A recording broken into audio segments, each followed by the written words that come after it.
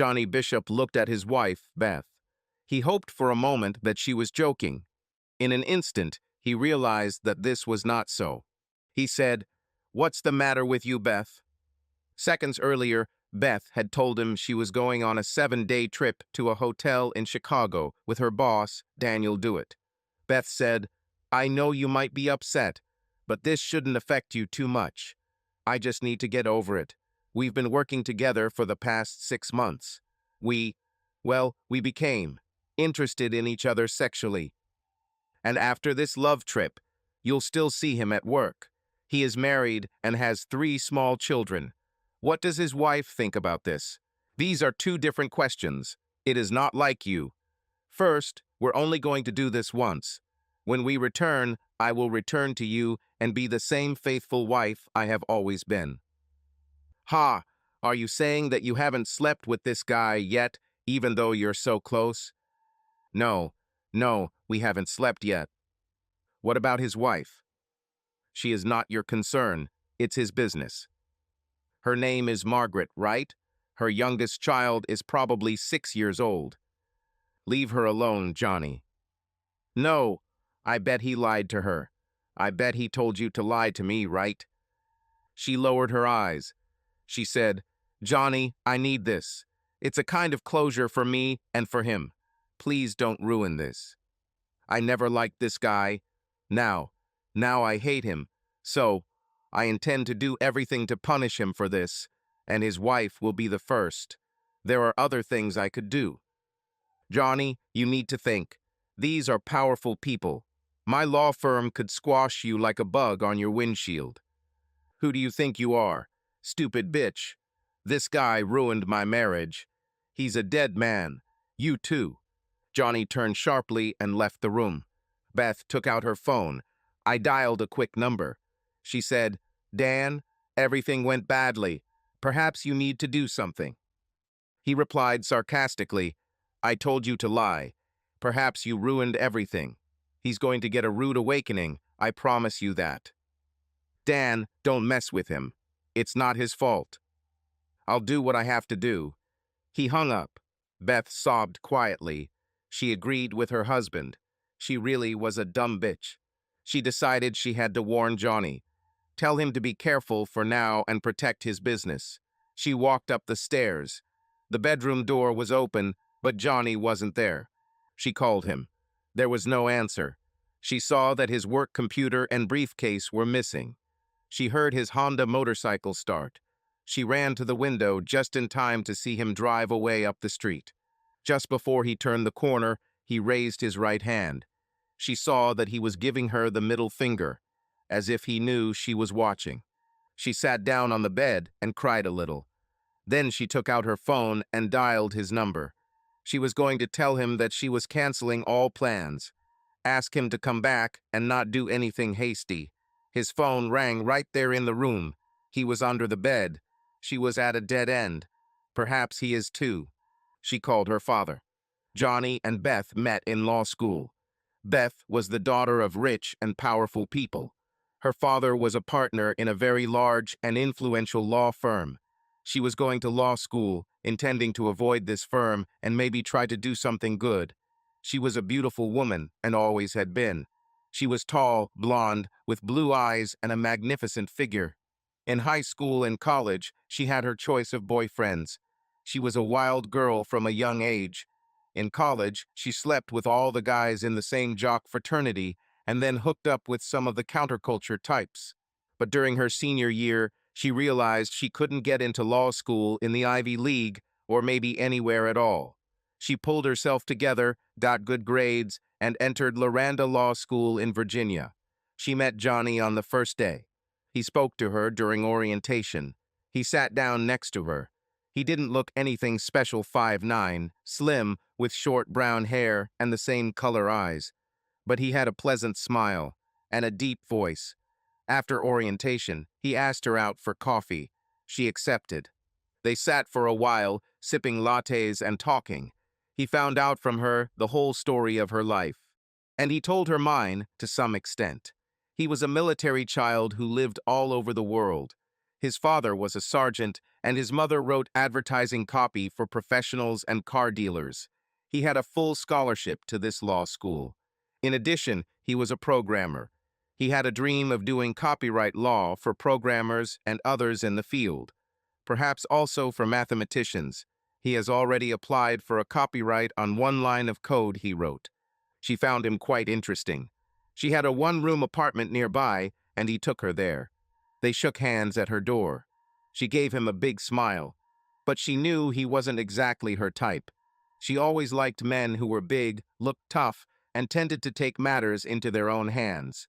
Six-pack abs were a plus. She was open to a lot of guys like that. Johnny was not one of them. He knew this too. She was out of his league. Rich and beautiful versus poor and ordinary. Nevertheless, he decided to try. He didn't know what type of guys she used to satisfy her. It turned out that they both attended all the same classes. The first course was divided into two parts alphabetically. Her last name was Brady, so in constitutional law class the first morning, he sat next to her. He was surprised that the seat next to her was empty. He couldn't miss this opportunity. When this activity was over, they had cakes, then criminal law, then contracts. They sat next to each other in every class. They had lunch in a nearby canteen. After the last class, she agreed to have coffee again. He asked her to marry him there. She smiled at him. "I'm afraid I'll have to put off getting married a little. Ask me next year." ILL ask. "And if you ever want to agree, please let me know." "No problem. Do you believe that a woman should take care of herself before marriage?" "Absolutely not." "Fine, because that ship has already sailed." She was laughing. "You know what? Let's start a study group. You and me and maybe someone else. What do you say?" "It sounds good. You can study with me." "What to do?" His eyebrows rose like Groucho's. She said, "Study." But she had a certain look. She knew she needed a learning partner. She also knew that she needed sex. She decided to give Johnny a chance. For a change. She said, "Let's start now. Let's go to." He followed her to her house and up the stairs to her door. She opened the lock, walked in, turned around, and kissed him. To say that he was surprised would be an understatement, because despite his flirtatious ways, he never thought he had a real chance. Especially so fast. He thought Beth was a little impulsive. To his great advantage now. Johnny was no stranger to sex. He had girls all over the world. An American is often in demand abroad, as locals consider all Americans to be rich. Johnny learned a lot. In college, he made full use of his early practice. He might not look like a hottie, but when he had the chance, he could act like one. He gave Beth careful attention. "You have achieved success. I'm absolutely delighted. Let's take a shower and eat, and then we can learn. Maybe," with a mischievous smile. But with one break, they still studied after dinner. "We worked until midnight. We fell asleep at 1 o'clock. The next morning, they went to class, arriving on time at 9. They had a sideshow in the shower, really. They added 2 boys and 1 girl to their study group in the first week. Thomas Kennedy, Jason Burke, and Mary Lester. Mary was a pretty brunette from the southern part of the state, perhaps a little overweight. Thomas was a tough guy who played college football until he injured his knee. Jason was a cute blonde guy. They all participated well in class and seemed prepared. The semester went on as usual. Beth and Johnny were not yet an exclusive couple. Johnny lived in a room in the graduate dorm, but mostly he slept at Beth's. On weekends, they were sometimes interested in other things. Beth will always be attracted to big, muscular guys. There were many of these at the university.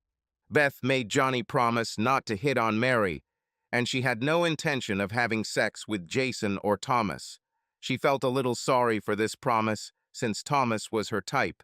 But she knew that the study group would easily fall apart if sexual jealousy got involved. Anyway, the university was full of guys who were her type. Johnny took several college girls to his room on the weekends. He used protection with them. He asked Beth to use it with her weekend sports lovers too. She agreed. The holiday break has passed and classes have begun again. The second semester was about the same as the first. Both received high marks. As summer approaches, Beth told Johnny that she was going to Italy for 6 weeks with her mother and little sister. Father will be there from time to time. Johnny worked in the summer on a sailing yacht, taking people out to the Chesapeake Bay. Returned to school tanned, slim, and muscular. When Beth saw him, she dragged him straight into bed. They connected again in the same way as before. Beth wanted Johnny all to herself. He was the best in bed of all the men she had been with. Sometimes she still wanted other men, just for variety. Johnny lived with her all the time. They talked about loyalty. She told him that maybe she wasn't quite ready for this yet. They agreed that everyone could explore something different, but not in the apartment. They shared the rent. Johnny sold 2 copyrights to a government agency. He received a lump sum payment and monthly payments. So he had money. They didn't really discuss it. Beth has always been rich. It didn't occur to her how Johnny was paying his share. By the end of the second year, they were practically an exclusive couple. No explicit agreement. They simply stopped dating others. Beth did not go abroad with her mother that summer. The younger sister went. She and Johnny went to a resort in West Virginia and stayed there for 6 weeks. They shared the costs. This place had horse riding, tennis, golf, and a large swimming pool. Beth was amazed by Johnny. There seemed to be nothing athletic that he couldn't do with a little practice. However, he didn't make a big show out of it. The others didn't notice. Beth saw it. One day, after Johnny beat a young guy at tennis, Beth took him camping. She said, "Remember when you proposed to me? You said that as soon as I decide to accept, I should inform you." "Yes. Well, I am informing you." He smiled at her. He said, "We can choose the ring when we get back to civilization." She jumped into his arms. My third year of law school flew by. They got married a month after graduation. Her family insisted on a big celebration. The ceremony took place in the great Episcopal Cathedral in Washington. A reception followed at a hotel in Bethesda. Johnny met more lawyers than he could count, men and women. He also met 2 senators, several congressmen, and 2 cabinet members. Johnny's parents were stunned by it all at first, but his father, Hank, was a staff sergeant in the army and didn't stay impressed for long. His mother, Esther, although she found it all a bit unnecessary, kept her tongue, which could be sharp, behind her teeth. Later, after the honeymoon, Johnny wrote her a separate letter of gratitude, concerning only her patience in the face of numerous provocations. When she received it, she showed it to Hank, and they both laughed. Hank loved his new daughter-in-law. Esther had her doubts. She mentioned this to Johnny when he announced the wedding. He understood what she meant, but he wanted what he wanted. He told her that if it didn't work, he would soon know and be able to recover. Despite her previous altruistic intentions, Beth went to work for her father's company. Johnny rented a small office near Washington and began his private practice. He had income from copyrights, now 3. He had another one on the way. The work he did for himself introduced him to the process and some of the people he needed to know in the writer's office. He also had programmer friends, a network of whom. They referred clients to him. His practice was doing well, even beyond the monthly royalty payments. Beth's father insisted that they sign a prenuptial agreement. Johnny didn't mind this. The deal was simple. They will keep their money separately. Each will pay half of the spousal expenses. Amendments were made because Beth provided health insurance. William Brady, Beth's father, did some research before the wedding. So he knew Johnny was from a military family. He knew Johnny had some income. However, his investigation did not reveal the latter's copyright. It was much more profitable than the first 2, so he thought Johnny was just pretty well off. In fact, Johnny was rich thanks to the new copyrights. All this money went to investments. This was not a topic of discussion with Beth. She told him about her work at a law firm. People there at first considered it inherited, unlikely to meet the company's standards. She knew it. All other new hires were graduates of top-notch law schools. Not her. However, she was as smart as them, and even smarter than many. Plus, she always looked great. She worked hard, didn't flirt, and took a responsible position. Her father made sure that she was not given any favors because of him. She didn't need it. 3 years later, she was confidently moving towards partnership and earning good money. Johnny rejoiced at her success at the firm. He knew how smart she was and never doubted that she would succeed. He was somewhat concerned about her working hours, but he knew she had something to prove. Their home life and sex life were still fine. They were compatible in and out of bed. They liked the same movies, books, and music, except she didn't like classic country music, but he did. He had headphones for this. In bed, they were always at least good together. Sometimes, after a break from work, it seemed like they might set the bed on fire. Beth liked one country song, Ring of Fire. Sometimes she wanted to have sex under it. The bed never caught fire. Johnny's practice grew quietly. This was a specialized area and never attracted the attention of Beth's firm. He also had several new copyrights. The government had priority over these rights. They paid quite well. Johnny founded a limited liability company called TLC to invest and write code. Legal practice was separate. He was the sole owner of TLC. So Johnny had no problem paying his half of the expenses, and neither did Beth. Halfway through her 4th year, she was assigned a case led by Dan Dewitt. He was a partner in a big deal with the SEC supporting the merger of two software companies. It was believed that the Federal Trade Commission (FTC) and the Department of Justice might also intervene, since both companies had valuable software that, when combined, could give them a big advantage in the competitive market. Beth and Dan worked closely together from the beginning, along with a team of 6 other lawyers. About 2 months into the project, Johnny met Dan at the firm's annual holiday party. Before this, he had only glimpsed Dan and his family at company events. Now he and Beth were sitting at the table with Dan and his wife, Margaret call me Margie. He was 43, she was 35. They had 3 children, a boy and 2 girls, 10, 8, and 6 years. Margie proudly showed Johnny pictures of each child and all 3 of them playing. Johnny really liked Margie. She was of average height with fiery red hair, a beautiful face, and a good figure. She worked part-time as a librarian at a local high school. Johnny learned all this over dinner, talking with Margie while their spouses and others discussed work. Dinner ended and dancing began. Johnny was a little surprised when Dan immediately asked Beth to dance. Beth glanced at Johnny and received a furrowed brow, but she took Dan by the hand and went with him. Johnny turned to Margie and raised an eyebrow. She smiled at him, stood up, and asked him to dance. She was an excellent dancer. Johnny got used to Beth, who wasn't bad. Johnny had natural athletic ability and was very good on the dance floor. They danced the jitterbug, another fast dance, and then a slow dance. Johnny found himself very attractive to Margie. This attraction was mutual, but after dancing slowly, he whispered, "Maybe we should dance with our spouses." She looked at him with disappointment and then nodded. She said, "Dan can't dance. I have to defend myself all the time. It has no rhythm." She smiled at him, turning her head away from their table. Dan and Beth were already at the table. Dan was in Johnny's place. Johnny extended his hand towards Beth, who only hesitated briefly before allowing herself to be pulled onto the dance floor. They had a nice time swaying to a mid-tempo number. Then the slow song started playing again, and as they danced, kissed, Beth said, "I see you get along well with Margaret." "Yes, she's great. She dances well. I noticed.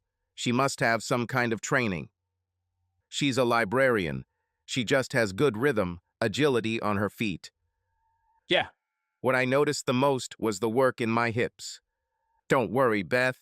I want to point out that your boss didn't ask me about dancing with you. He's not the kind of person who's naturally polite." "Does that mean he just takes what he wants, Beth?" "Johnny, that's enough. We work together. This is all.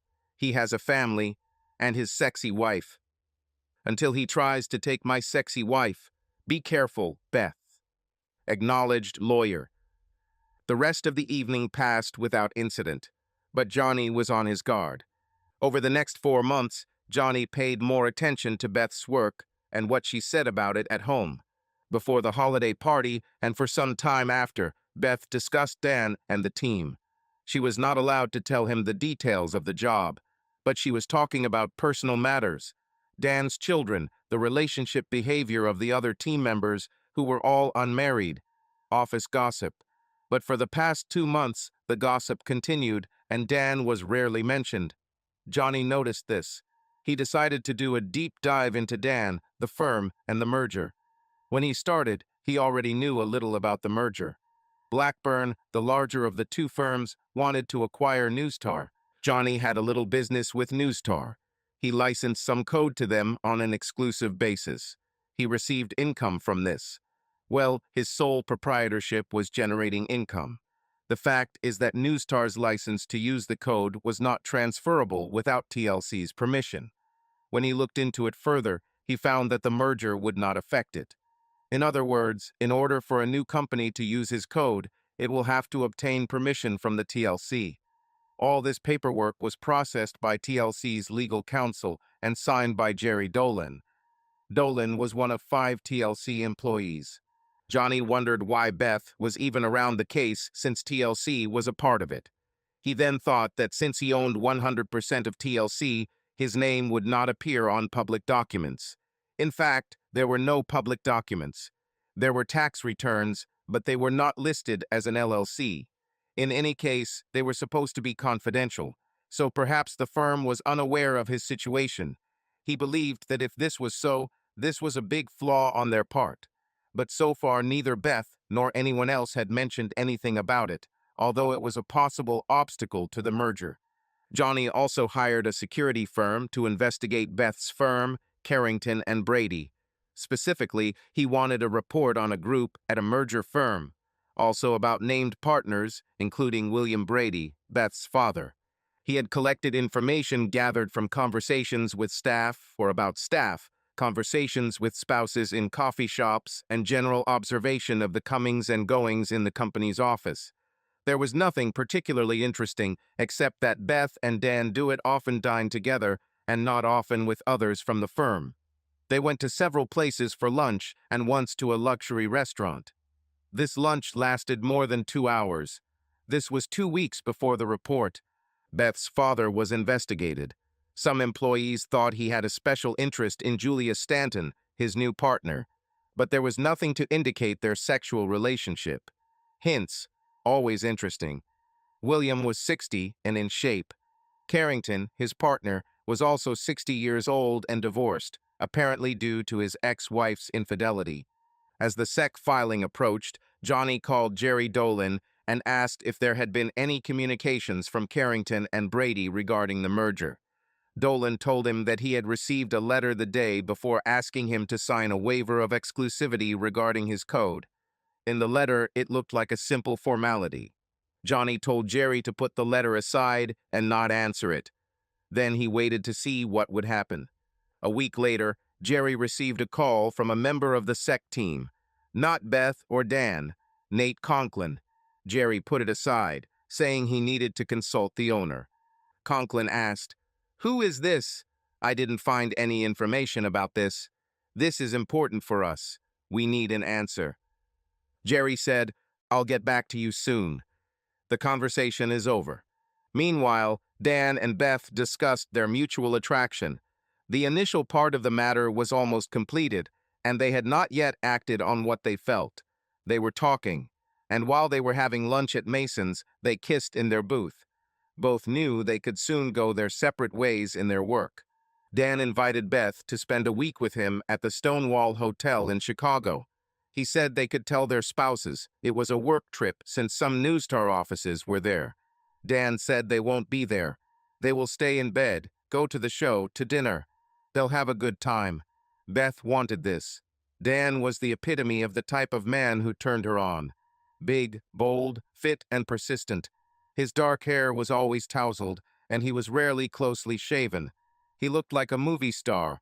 She wanted him, but she loved Johnny and was not inclined to lie to him. She told Dan this. He made the reservation anyway. He thought of Johnny as a small fish, someone who could be pushed aside if necessary. After the scene where Beth told Johnny about the upcoming trip, Dan was alarmed by her call. The last thing he needed was family drama from Margie. He pondered how to prevent Johnny from contacting her. He decided to run over it. The next day, his secretary called Johnny at work. Johnny answered and was told, "Stay on the line for Mr. Dewitt." He thought about hanging up, but he was curious. He decided to give Dewitt a minute, no more. He turned on the device to record telephone conversations. Dewitt immediately went to the line. He said, "Mr. Bishop, I'm calling to try to avoid any problems you might get into if you talk to my wife about this proposed trip to Chicago." Johnny said, "Yes." Dewitt paused. "You could get into a lot of trouble professionally if you talk to her about this." "How? You can't do anything to me. This company is one of the largest in the country, in the world. If we step on you, you will feel it. You're a big jerk, Dewitt. Both you and your company are a complete mess. You have no idea who I am or what you can do to harm me. Speaking of sex, I promise you, if you have sex with my wife, I will do everything in my power to destroy you and everything you have." Pause. Legally, of course. Dewitt was furious. "Try it, fool. I'm not going to cancel. I'll have sex with her if I want, and there's nothing you can do about it." By the time he finished, the line was dead. Johnny stopped the recording and copied the conversation onto his phone so he could play it back for Beth later. He then set up a conference call with Jerry Dolan and Rick Maynard, a man from the security company he hired to investigate Beth's company. He said, "Listen to this, guys, and write it down." He played a recorded phone call with Dewitt. When the recording ended, Maynard said, "This guy is dangerous. What can he do to you? He seems to have no idea who I am or what I do. I want you to keep an eye on him and the firm and try to figure out what they're going to do. I would like to know if someone tries to dig into my finances, licenses, taxes, etc. Some of these things would be illegal if they did that." Maynard said, "Okay, but it won't be easy." "I know. Do what you can. I will email you all my credentials." Jerry Dolan said, "What about a merger? I don't know how important the license is to them. They don't make a big effort to get an agreement. We'll see how it goes. Perhaps this is quite important. I get a good stable income from the license. Perhaps I underestimated her. I'll take care of it." Johnny decided to return home. He needed to deal with Beth. He tried to call her at work, but was told she was taking the day off. Her cell phone went straight to voicemail. He began to worry about her. When he arrived home, Beth was nowhere to be found. Looking around, he saw that some items of clothing, a toothbrush, and a personal laptop had disappeared. He used an app to find her phone and found that she was at her parents', 5 miles away. He ordered pizza. When she arrived, he opened a light beer and ate his dinner. He then got into the car and drove to the Brady family's house. There were lights on and several cars parked in the yard. The gates were open. Johnny thought there was a party there. He parked in the circular area in front of the main entrance, got out and walked towards the door. There was no music. He rang the bell. Beth's mother, Livia, opened the door. She looked worried, but she opened the door and stepped aside. She said, "I think you better come in, Johnny." In the living room, he saw Beth, her father William, 2 lawyers from the firm whom he barely recognized, and Dewitt. Beth sat in a chair next to her father. Dewitt was on the other side of the room with 2 other attorneys. William said, "We were just talking about you, Johnny, about what to do with the current situation." "About? Have you made any decisions?" "Well, we were thinking of contacting you to talk. Together." "Talk, then. One thing I'm wondering is whether your firm is going to try to squash me like a bug. That's what this idiot was threatening, and also your own daughter. So, we would prefer not to resort to such measures." William was serious. Johnny turned to Beth. "Are you still planning on having sex with this guy?" Livia sighed and said, "Don't be rude, Johnny." "Sorry, Livia, but that's exactly what Beth said she was going to do later this week. Naturally, I'm interested." Dewitt began to speak, but William stopped him. William said, "Johnny, you have to understand that these office romances happen, quite often due to work stress and shared experiences. And what? Should I do something? Just let it end. What's the harm in that? Just a week." William's face was serious. Johnny said, "It won't happen. If she goes, we're done with her.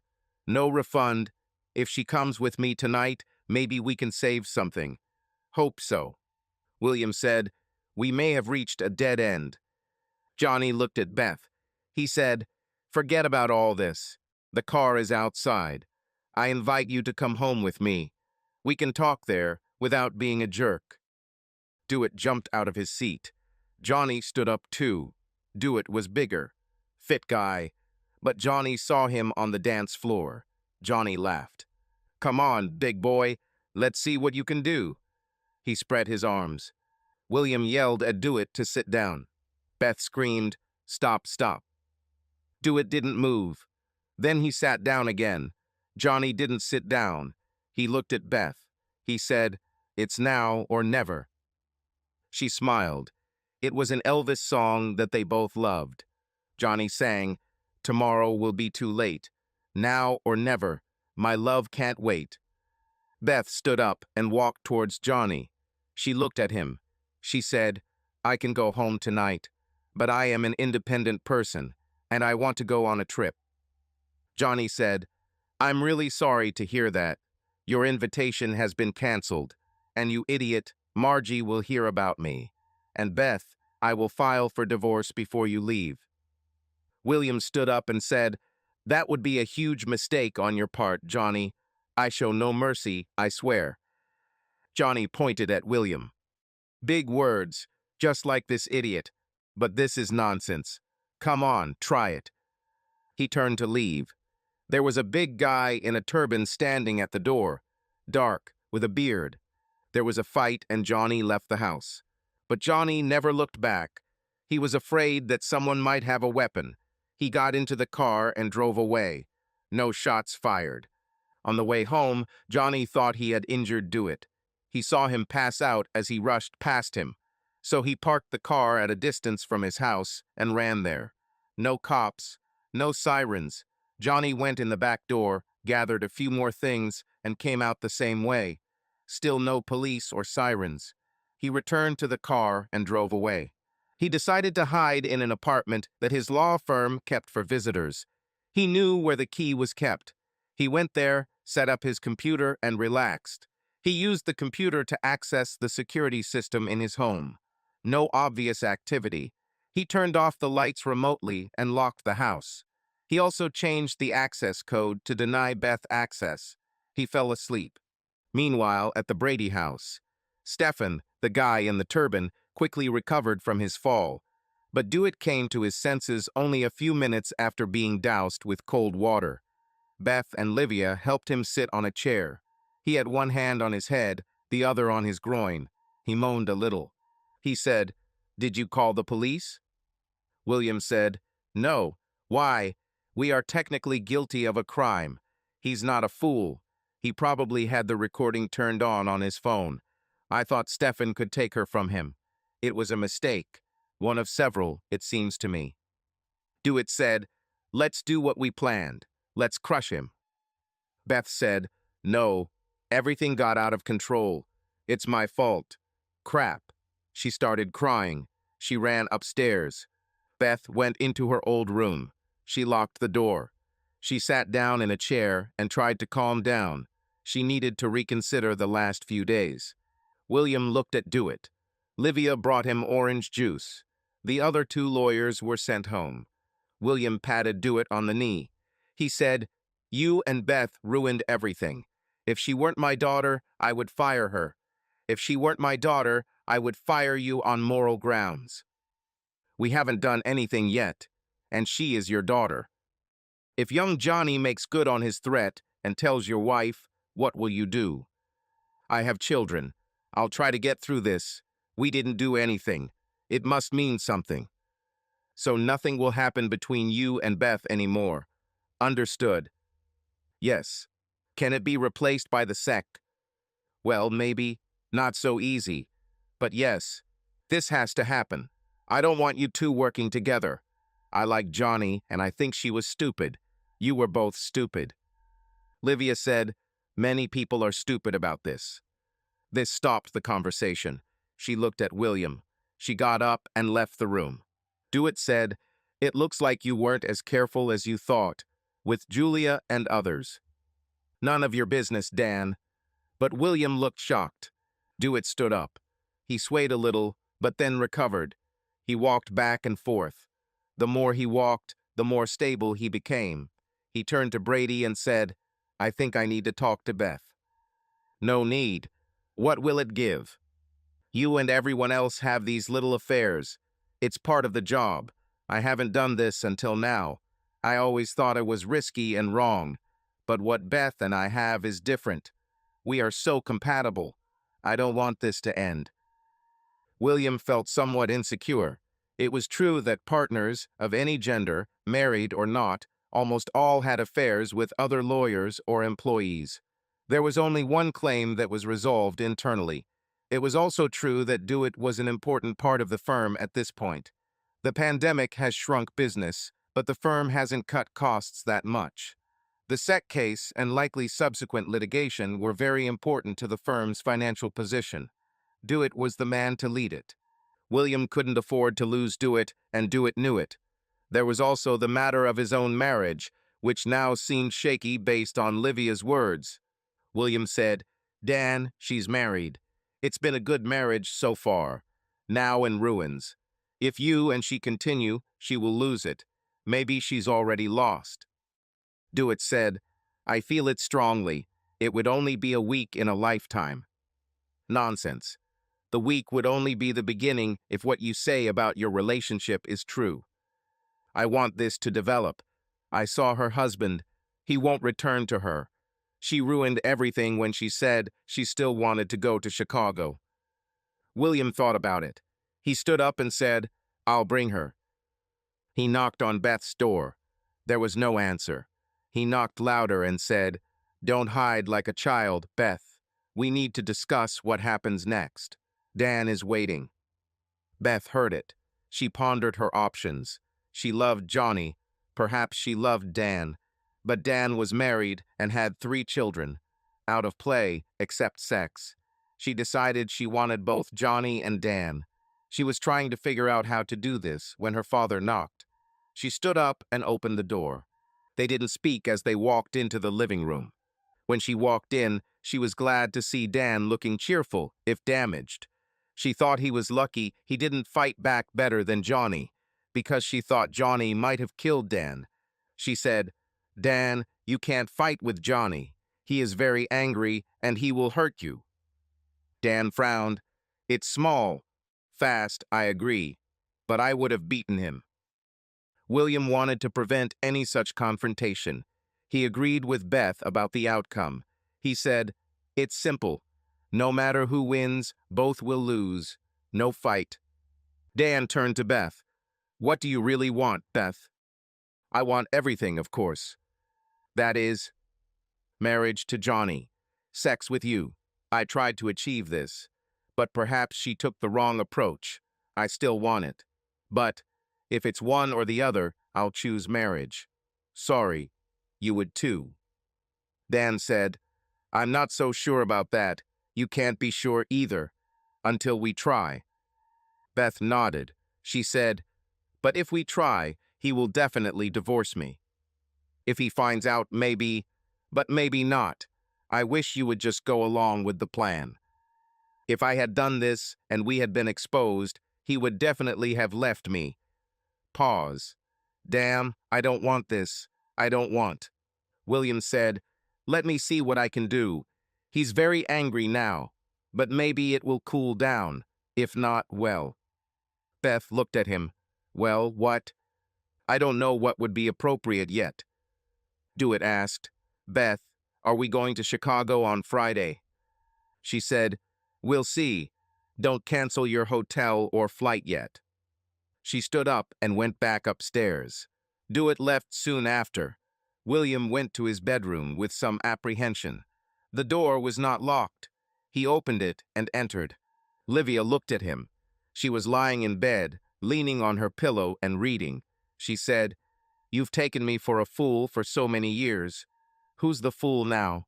I think, you know I love you." "I know. Some kind of love, at least." He sat down on the bed. He leaned over and kissed her forehead. She was a beautiful woman, even in her early 50s, a more mature, fuller version of her daughter. The couple were still having sex, maybe once every 2 weeks. William added to this for himself now with Julia. He always had only one mistress at a time. When he thought about it before the first time, he considered it his right as a breadwinner, as someone who provides for his family through hard work and stress, a way to relieve stress. Now he's used to it. Apparently Libya too. This matter had to be settled between them now that her knowledge had become apparent. He stood up and took off his clothes, looking at her. She watched with interest. They made love. Livia said, "Thank you, it was a pleasure." William was glad to hear this. He put off another conversation until the morning. They fell asleep. Beth called Johnny in the morning before they both went to work. To her surprise, he answered, "What?" "I want to invite you to dinner. You know, we need to talk about all this." "What? Will your father invite some thug again to scare me? Your whole family is crazy." "Not at their house, stupid man. In some good restaurants. At my expense, maybe at Rosario's." There was a bit of silence. Johnny said, "What time?" "At 7 o'clock. I'll book a table." "Okay, but I swear, Beth, if they try to intimidate me again, I will make full contact. Someone will die." "I love you, Johnny. I had nothing to do with what happened with my parents." "See you there?" He passed out. Johnny returned home after work. He didn't think that he would be in trouble now. He spent the workday evaluating documents filed with the SEC that morning regarding the merger. He assigned this to several employees. The bottom line was this: the TLC license issue was hidden in a small paragraph. It said the license was being transferred. In short, it's a lie. Johnny was surprised because this meant that the license was much more important than he thought. Otherwise, why lie? Johnny dressed casually for dinner and arrived 10 minutes late. Beth was waiting for him in a separate booth. She stood up to hug him, and he allowed it, but he was tense. They sat down. He said, "Why are we here? You seem to have made yourself clear." "I want to talk about all this, Johnny. My father. You see, he has mistresses in the company. I thought I could do the same. Dan wanted to lie. I didn't. Perhaps it was stupid of me, but I hope you won't tell his wife." "I haven't decided yet, Beth. After all, I think she should know. If this happens, this is a threat. This is a statement of fact. About my attitude. I met her. I like her. What I'm saying is that sex with Dan would just be sex. We became close while working. A little flirting. He looks good. So, are you suggesting we sleep with this guy?" "I would. Well, yes, but I don't want to lose you." "You've already lost." Johnny stood up and headed towards the exit. Beth was surprised by his sudden movement. She thought they could talk intelligently. She stood up and ran after him, attracting the attention of some other customers. She screamed, "Stop, stop. I won't do it, Johnny." He didn't stop. She caught up with him on the street in his car. He let her catch up with him. He turned to her. He looked without saying anything. "I will not do it. I won't." She cried, but more out of disappointment than sadness. At least that's how it seemed to Johnny. "What exactly do you mean? Aren't you going to Chicago? Won't you sleep with Dan? Or do you promise to be true to your wedding vows?" "All this, damn it, Johnny. I love you. I won't cheat on you." "Never?" "Well, as long as you're alive and we're married." She shook her head. "But she is a lawyer, just like him." He also shook his head. She said, "Let's go back for dinner." He went back inside with her. More curious looks. They sat back down. The waiter came over to ask about drinks, and they ordered a bottle of wine. They didn't say anything until they ordered. Beth then asked, "Why? Why is this so important to you?" "For my wife to be faithful? Didn't you go away for a week to sleep with some other guy? Do I need to explain? You could have your own affairs too. That would be fair. Maybe I should sleep with Dan's wife. Ask him what he thinks about it." "You won't." "Oh, if you can sleep with him, why can't I sleep with his wife? She's amazing and she can dance." Beth is backed into a corner. She thought that Johnny might actually seduce Margie. She saw them at a holiday party. She said, "I don't think he probably won't agree to it. They have children." "Oh, so it's about the kids. When a wife has kids, is she locked down? Are you not?" "No, damn it, I did not mean it." She got angry. She was a tough lawyer, but Johnny had forced her into an impossible position. He said, "All you big lawyers think you can do whatever you want and screw everyone. That's the problem. Your father is cheating. All the cool kids do it, so you want to do the same." "No, well, maybe I was arrogant." She lowered her head. She said, "Okay, can we just go back to normal?" "I doubt. Will you work with him?" "Yes. Well, if there is a trial after filing the application, which will definitely happen. I worked with him for 6 months. I'm drawn to him. But I'm not a woman of easy virtue, Johnny. I can keep my panties in place." "But will you, Beth?" "If I promise that I will, then I will." "You made promises at our wedding. Are you fulfilling them?" "For now, yes." "Johnny, I need to say that I'm a little confused by your attitude. Sex with Dan would be just fun. We would resolve the sexual tension that had built up over months. Why is this so important?" "Don't know. I think I need to think about this. But Beth, don't mess with this guy without my permission. I know that you are an independent person and are free to choose who you sleep with. But I am also free to react as I see fit. Right now, it will be a scam. Forever. Just think about it." She still hoped. "Can I have Margie?" Beth was indignant. "No, damn it, Johnny. Leave her alone. They have children." "It would just be fun, Beth. Ask the guy. Let's see what he says. It will be a test of character." Beth smiled. "If I ask him, he might unleash all his power on you." "Beth, he can't do anything to me. Unless you order a killer. Will he do it?" "No." "Then ask. I'm interested." "I'm fine. You asked for it yourself." They finished dinner without fully resolving the issue. Beth asked, "Should I go home? I don't like sleeping with my parents, especially now that Mom has spoken out. It's like she has a moral right." "Okay, this is our house. See you there." Yes. Johnny thought about that last remark as he drove home. He began to think that Livia might be the smartest of them all. Beth returned home. She didn't take a lot of things, so it wasn't difficult. They didn't talk much, but when Johnny got out of the shower and went to bed, Beth was naked and ready in their bed. Johnny hesitated a little, but for a long time. Then he jumped towards her. After all, she was still his faithful wife. They made love. But then they both turned over and fell asleep.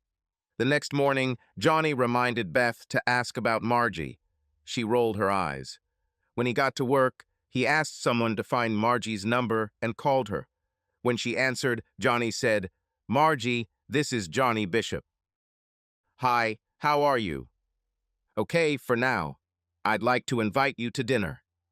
"About." This was unexpected. She sounded wary. "I wanted to discuss something about our spouses. You know, they've been working together for a long time, and quite closely. They sometimes dine together." "Oh, understood. And you think we should what?" "Talk. Face to face. Okay? Where?" "At Silvio's on Carter." "Cold. 12:30. See you." They met at 12:30 and sat in a booth. Johnny confirmed his first impression of Margie. She was a beautiful woman with red hair. He said, "So good to see you, Margie," with a smile that was a little more than just friendly. Her eyebrows rose. "You. Am I pestering you? Maybe a little bit. Margie, did Dan tell you about a work trip to Chicago next week?" "Yes, they are in the final stages of applying. They have no business in Chicago. The trip was planned for Beth and Dan only. No work matters." Margie was silent. She looked thoughtful, not stunned. "I always suspected this law firm, but as far as I know, Dan never. He wanted Beth to lie to me, but she didn't. Instead, she just told me she wanted a week with Dan." Margie had tears in her eyes. She said, "We have children. He is a good father when he is at home." Crap. Beth claims that their relationship would simply be sexual, to resolve pent-up sexual tension. I didn't accept it. I won't either. Outright threats were made by Dan and William. I feel bad about this. If they try something stupid, I'll respond. It won't be pleasant. "What threats?" "They wanted me not to tell you about it, but I thought you should know." "Thank you. Maybe." She smiled. Johnny smiled back, and both were surprised at the mutual attraction. It was immediate and strong. It flared up suddenly, like an obscene jack in the box. Margie said, "Damn." It was a kind of sigh. Johnny said, "I told Beth that if she left with Dan, I would come for you. I told her to give it to Dan." Margie chuckled slightly. She said, "He won't like it at all." "And you?" "I think I'll like it, but it would be so destructive to my life." "Why? Just sex." "It doesn't have to be just sex, Johnny." She looked at him intently. "Maybe not, Margie, but you know what? The sex will be fantastic. You are married, but if we start playing, and they do too, you can just walk away from her. And I have 3 children. He is a good father to them, and so far he has been faithful. But he was going to lie to you." "Yes." She looked sad. A sad look. "Margie, you are truly a special person, I think. If they wanted to change, I would agree. But as you pointed out, you have more at stake. We will never be permanent." She brightened. "Temporary exchange, huh? You turn me right now," she moaned. The waiter came up, but not both of them. He looked at them with a wary gaze, a little wary, that is. Johnny said, "Coffee, please." The waiter nodded and hurried away. Margie said, "If they go to Chicago, you can have me any way you want, every day while they're there." Agreed. Do you think Big Dan will agree? We need to see. I hope. She leaned over to Johnny and kissed him. The waiter brought coffee, master of bad timing. Johnny wasn't embarrassed, and he was impressed that Margie wasn't embarrassed either. Johnny said, "Let's drink this and go. Let's see what will happen next." So they did. Johnny actually considered simply asking Margie to go to the hotel that day, but he thought it wouldn't be fair to Beth. Beth was his wife. If she remains faithful, he will remain faithful too. When Beth saw Dan at work, she asked for a private conversation. They went to his office. She said, "If I go to Chicago or play with you, Johnny will divorce me. If only." "What?" "Death." "What with her?" "He may agree to an exchange. I get you, he gets her." Dan blushed and jumped out of his chair. "Wow, I'll cook his ass." "About, like that night, if I were you, I would be careful." "I didn't mean it. I'll go after him, behind his company." "Why? I mean, you want his wife. He wants yours in return. That's fair, right?" "No. And even if it is fair, I will not allow it. Margie won't allow it either. She is a mother. She is a woman, and they got along very well that festive evening. Maybe you should ask her. Then our problem will be solved. We'll have a whole week." He stared at her. "I won't. That's all. We can go to the hotel here this afternoon." I guess you don't want me as much as I thought. Johnny knew. Leave him alone and leave me alone. She left the office. That evening, when Dan returned home, Margie was there, but the children were not there. As it turned out, her mother had them. Margie was in the living room. Nothing was prepared for dinner. Dan knew he was in trouble. He said, "What? You were going to Chicago to have sex with Johnny's wife. Lied all this time. You bastard. Damn. I became close to her at work. All partners. But you still haven't cheated." "I still haven't cheated." "But you would have cheated if Johnny hadn't stopped you." Beth refused to lie to him. He wanted an exchange.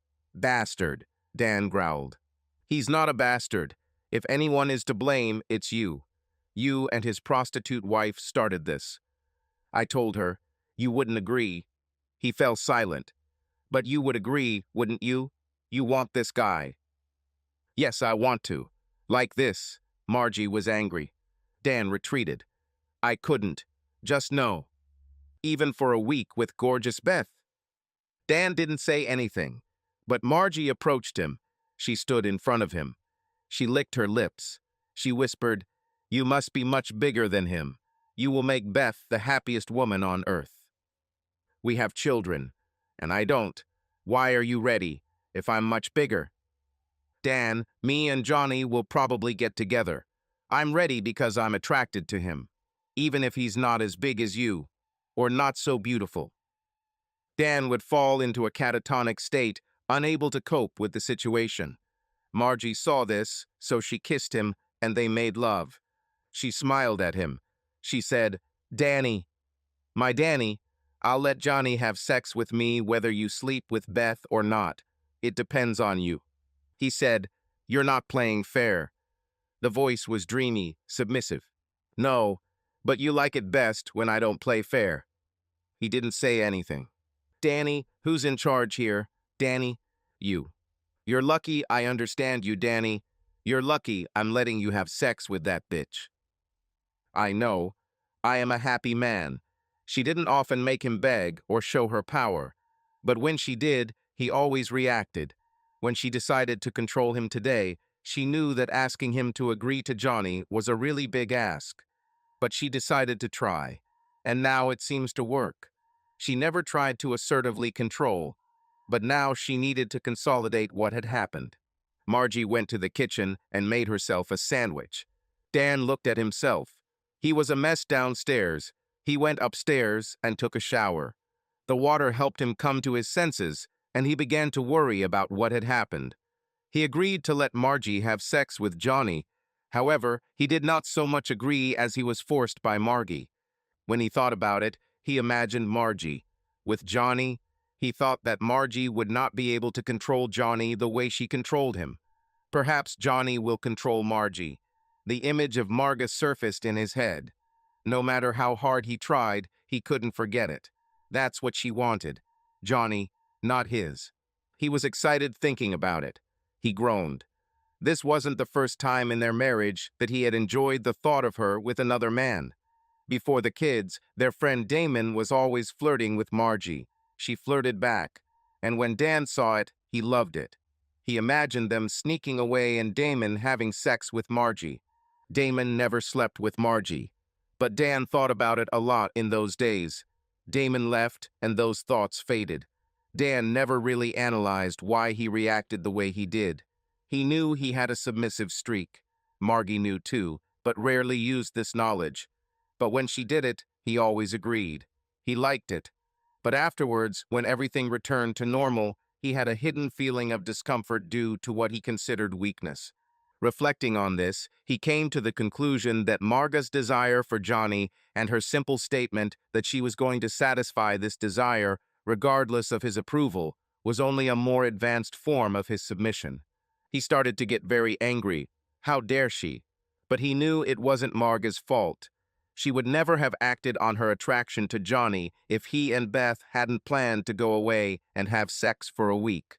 The water began to cool, as did his anger. Dan was a man trained to calmly analyze situations. He was very, very good at it. That's why he was where he was professionally. He applied this skill to this situation. Now he put on his shorts and went downstairs. He heard Margie in the kitchen. She was naked, eating chips.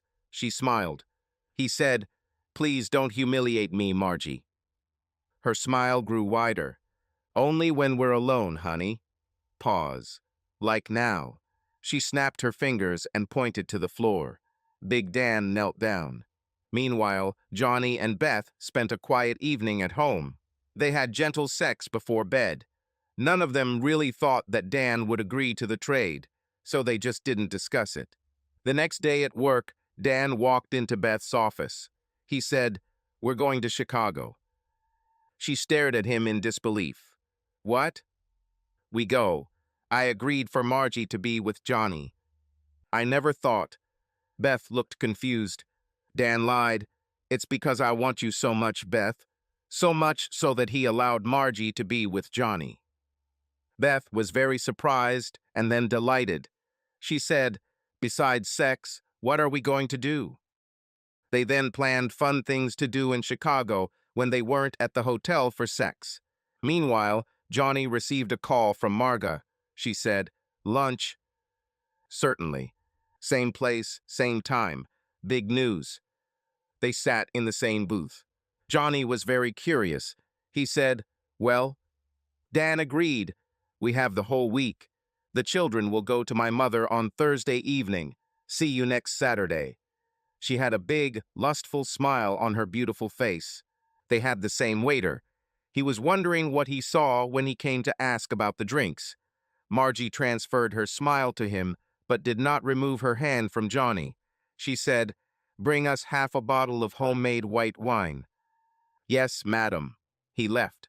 Margie said, "I think he's gotten used to us and wants to see what he can see." Johnny laughed. Johnny ordered a salad and Margie ordered a small quiche. He hurried away. They ate without further hidden contact. They planned the week. This basically meant whose house was on what day. Johnny said, "I think we should do this in both marital beds." Margie laughed. "You're sneaky, Johnny." "It's true, my dear. It's true." 2 days before the start. On Wednesday evening, Johnny and Beth discussed the whole situation. Beth felt unsure about the proposed exchange. She said, "Johnny, you won't fall in love with this woman, will you?" "Don't think. She is older than me and has 3 children. But Beth, I really want her very much." "I know. Oh, I know. You get your big handsome guy for a week. This should calm you down. It's just, well, I want you to know that I love you. When this is all over, if we do, I worry we won't be the same." "Can we be the same now? I mean, you just straight up told me you were going to sleep with another man." "Sorry about that. I was wrong. But then you turned it on its head. You're going to turn this woman into jelly and spread it on toast." They both laughed for a long time. Then Beth jumped on him. When Friday morning arrived, Johnny took Beth to Dan and Margie's house. He helped Beth into Dan's Camry. She and Margie waved goodbye. When the car was out of sight, Margie grabbed Johnny by the arm and pulled him into the house, up the stairs, and into the bedroom. She said, "Johnny, it was the best sex of my life. I will never forget this until the end of my days." Johnny won't forget either. They then showered together, laughing soapily. Margie said, "Just look at me, the former faithful mother of 3 children. Completely depraved. I'll never be the same after this." Johnny said, "Me too, Margie." She laughed. "I believe it. Let's eat. We still have a lot of work ahead." They went to the kitchen. Margie warmed up 2 sausages in the microwave while Johnny chopped up Campari tomatoes. They ate slowly, looking at each other. Margie thought a week wouldn't be enough. She said, "I want to do this in every room. Well, except for the children's rooms." Johnny completely agreed with this. They did not leave the house that day. We took a shower several times, ate dinner, and watched the news. Midnight came, and they fell asleep. On Saturday morning, they showered together again and made love. Johnny was exhausted and Margie was tired. They decided to have lunch and then go to a nearby park for a walk. Lunch was in a secluded place on the way to the park. Burgers and fries, Pepsi. The walk was leisurely. There's no rush. On Saturday night, Johnny took Margie to a dance, but to a place far enough away that they didn't have to worry about being recognized. They both got a boost of energy from dancing. They returned to her house at 11:30 and immediately ran to the dining room, which had not yet been used for sex. On Monday, they moved into Johnny's house, completing the task of having sex in all of Marga's rooms. Johnny had neighbors closer to his house than Marga had to hers, so they had to be more careful. However, they worked hard to complete the debauchery in all the rooms. Both souls, too. Margie knew she was in love. It made her a little sad because she knew she couldn't be with Johnny.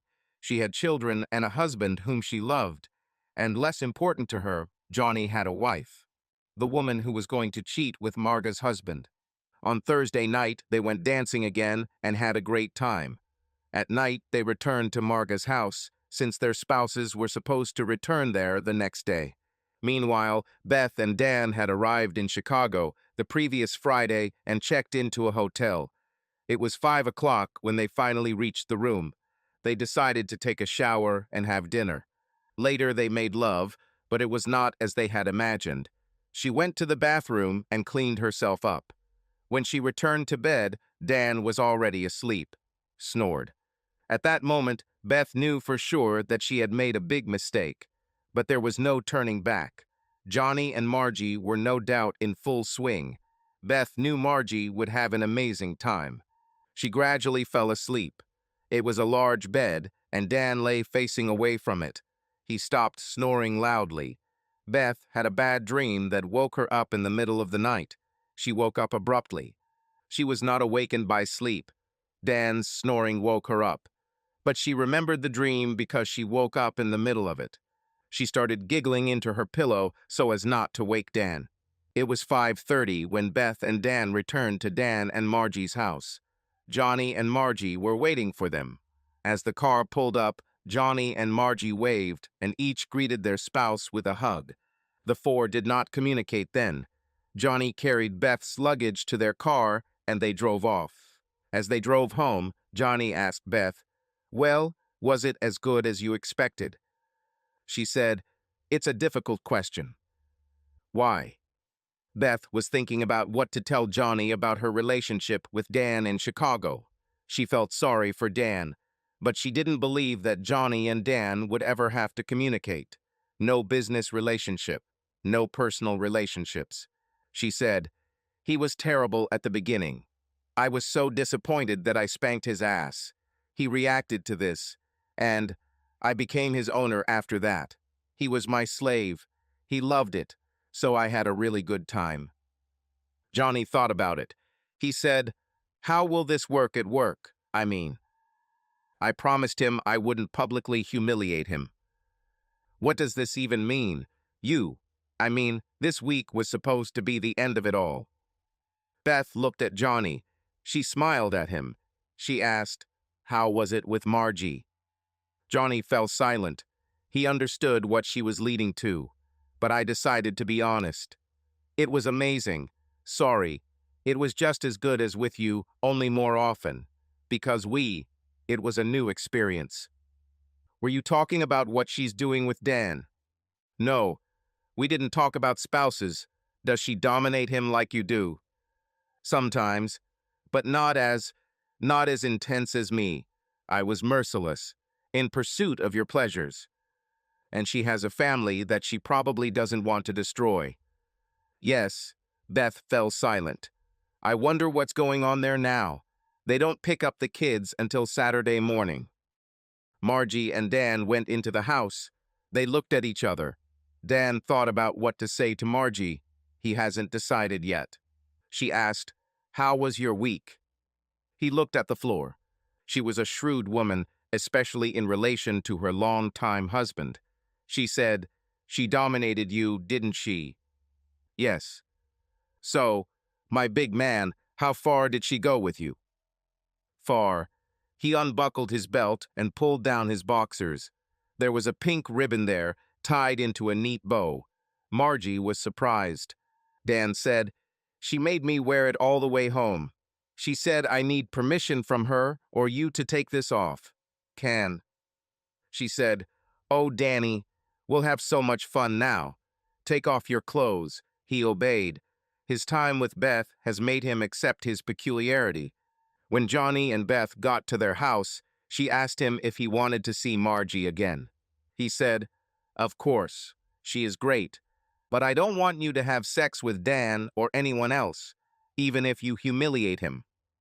She was disappointed but accepted it. That was the agreement. In any case, Johnny was probably enough for her. They went upstairs. Beth asked, "Did you sleep with her today?" "Yes, right before you arrive. I'll go take a shower." Johnny has completely taken her back. Johnny and Beth had a great time over the weekend. Margie and Dan took the kids again and had a picnic on Saturday. On Sunday, they all went to the amusement park. But at night, behind closed doors, Margie cemented her dominance over Dan. She sent him to work Monday morning with the pink ribbon washed and cleaned. It was a constant reminder to him of her power. When he came to work, he was worried about Beth, his other owner. He knew he would have to work with her. She was there when he walked through the main door. He walked past her and invited her into his office. He turned and said, "We have an agreement about public affairs." Beth saw that he was still in a submissive state. She asked, "Did Margie take advantage of it when she saw the tape?" "Yes, Beth, I belong to her now. She is my wife. I can't." "Don't worry, Danny. Johnny won't let me contact you anymore. The contract was a one-time deal, and that's the end. He keeps me in it. That means here too." Fine. So 2 months passed. Johnny and Beth returned to their previous rhythm. There was a period of adaptation. Both were no longer as confident in each other as they had been before Beth wanted someone else. But all this gradually subsided. Beth didn't touch Dan at work.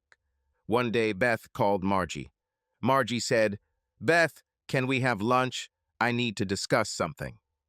"Fine, but can we talk? I'll book a booth at Giorgio's tomorrow." They ended the conversation.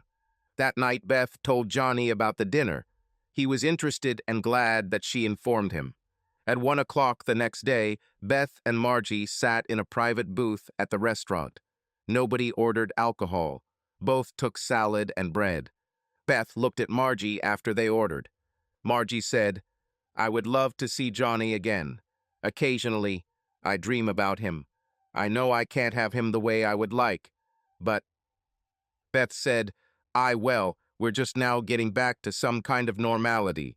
You know, after the exchange, I don't think I can." "You don't need to see Dan. You can if you want, but you don't have to." Beth thought about it. After all, it was her proposal that started it all. She said, "I'll think about it. I'll discuss it with Johnny." "Fine. Let me know. I want to say that, Dan. Everything is different between us now. You turned him into a complete subordinate. I love him, but we used to have more than that." "Oh, sure, but Johnny won't let me get involved with Dan again. But maybe I can give in to you. Let's see." So they left it after they ate the spinach. That evening, Beth talked to Johnny about Marga's proposal. Johnny told her that he did not agree to the exchange. Beth said, "What about a night with Margie? No exchange. It's like I owe you." He said he would think about it. Beth was sure he would agree. In the end, the next day was a big one at Beth's law firm. A meeting was scheduled between the merger team and the owner of TLC regarding the license. Nobody knew who the owner was. Johnny was looking forward to this meeting. He had a proposal that included a significant increase in license fees, and he held them all in his hands. At 10 in the morning, Dan, Beth, another lawyer, and a paralegal were waiting in a large conference room to meet with the mysterious owner of TLC. There was a knock, and the secretary brought in Jerry Dolan and Johnny. Beth gasped, and Dan jumped out of his chair. Johnny smiled at them. He said, "How are you guys? with a southern accent that he didn't have. Jerry said, "I guess no one needs any introduction." Beth lowered her beautiful head onto the table. Dan returned to his seat. Johnny said, "Sorry, I surprised you so much. At first, I thought your company was really incompetent, but then I realized that none of you knew who I was, and I wasn't sure how to evaluate the license, so I did nothing and waited." He turned to Beth. "I couldn't discuss this with you, Beth, without ruining my position and yours, so I didn't. Now I have a better idea of how much the license costs for you, and I have an advantage." Beth said, "Damn it, Johnny." He replied, "You know I'm right without saying it.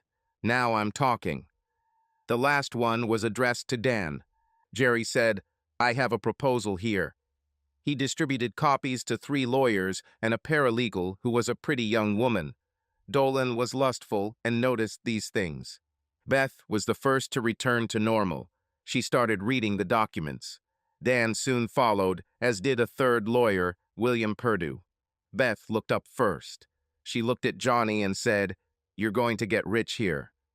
He said, "I could have gotten more, but as you've probably realized, Beth, I'm already rich." Dan said, "Is this a formal proposal?"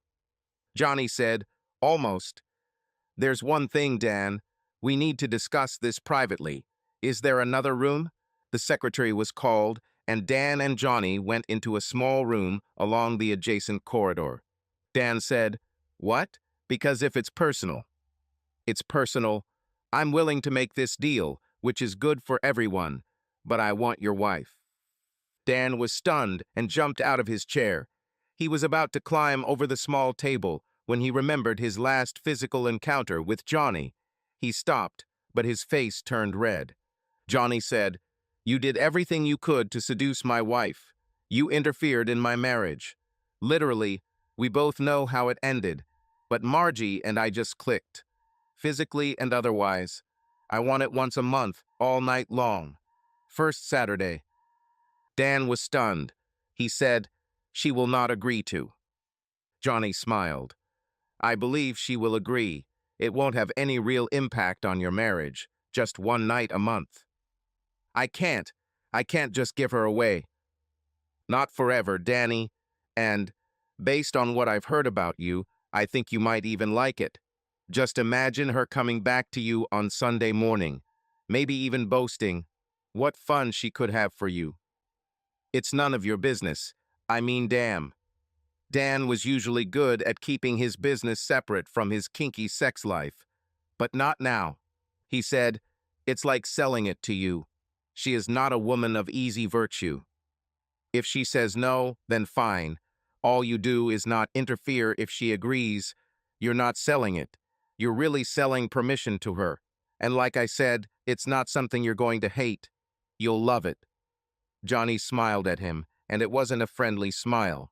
Dan was defeated. He was looking down. He couldn't look Johnny in the eye. He said, "I agree." The two of them returned to the main conference room where the papers were signed. The other agreement was not formalized. Johnny was sure that Dan would not break his word. Johnny and Beth left the meeting together. Johnny arrived with Jerry Dolan, and Beth drove him home. During the trip, Beth asked about a private meeting. She was no longer angry about the surprise. She thought about what Johnny said, and it all made sense. She was in a way delighted with him. But she was really interested in a private meeting with Dan. She said, "Johnny, what were you talking to Dan about?" "Oh, death. About, well, I told you you have a free pass. I guess you're going to use it." "Yes, first Saturday of every month." "No, did he agree to this?" "Yes. He is a subordinate. He's probably delighted." "But I didn't agree to a permanent relationship." "Johnny." "No, I know, and Beth, I don't want to lose you. But Margie and I are really hot for each other. Maybe." "You bastard. You bastard. You want us both at once. Every man's dream." Johnny looked at his wife. He stopped the car in the driveway. He looked at her, nodding. He said, "Eventually." She sat motionless. Johnny watched her carefully as she thought about it. He got out of the car and opened its door. He took her hand and led her inside and upstairs. It took him almost an hour to get her consent. And later, once a month, the threesome continued for 16 months, including the first 6 months of Beth's pregnancy. For the past 3 months, Johnny and Margie have been dating without Beth. When little Elizabeth was born, Beth worked hard to get back into shape. Margie and Beth became very close by that time. Sometimes they met without Johnny. Dan was initially horrified that he was sending his wife to another man for the night.